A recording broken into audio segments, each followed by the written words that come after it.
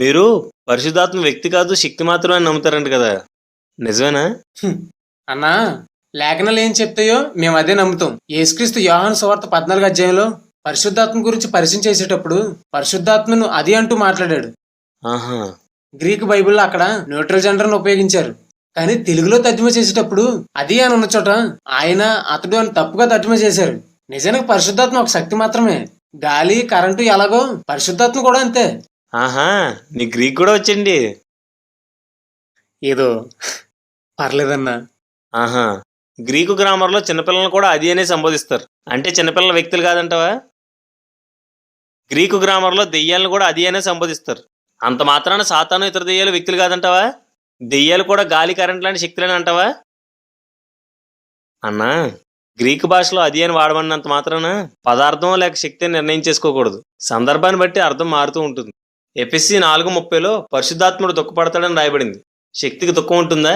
యోహాను సువార్త 16 అధ్యాయం 8వ వచనంలో పరిశుద్ధాత్ముడు ఒప్పిస్తాడు అని రాయబడింది. శక్తి ఒప్పిస్తుందా? అదే అధ్యాయం 13, 14 వచనాల్లో పరిశుద్ధాత్ముడు బోధిస్తాడు అని రాయబడింది. శక్తి బోధిస్తుందా? రోమపత్రిక 8వ అధ్యాయం 26వ వచనంలో పరిశుద్ధాత్ముడు మన పక్షంగా విజ్ఞాపన చేస్తాడని రాయబడింది. శక్తి విజ్ఞాపన చేస్తుందా? గలతీ పత్రిక 4వ అధ్యాయం 6వ వచనంలో పరిశుద్ధాత్ముడు అబ్బా తండ్రి అని మొరపెడతాడని రాయబడింది. గాలి వంటి ఒక శక్తి దేవుణ్ణి తండ్రి అని పిలుస్తుందా?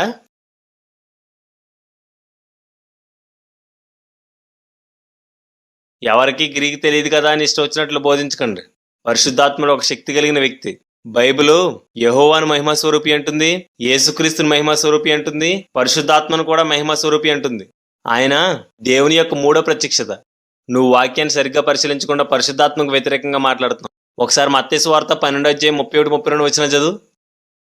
కాబట్టి నేను మీతో చెప్పిందేమనగా, మనుషులు చేయు ప్రతి పాపమును దోషణయు వారికి క్షమింపబడును గాని ఆత్మ విషయమే దోషణకు పాప క్షమాపణ లేదు. మనిషి కుమారునికి విరోధంగా మాట్లాడువానికి పాప క్షమాపణ కలదు గాని పరిశుద్ధాత్మకు విరోధంగా మాట్లాడువానికి ఈ యుగమందైనను రాబో యుగమందైనను పాప క్షమాపణ లేదు. చదివావు కదా? ఎప్పటికైనా ఆలోచించి మాట్లాడడం నేర్చుకో. మీ వాచ్ టవర్ ఏదో చెప్పింది కదా అని వాక్యాన్ని పరిశీలించకుండా గుడ్డిగా నమ్మితే నీకు నరకం తప్పదు.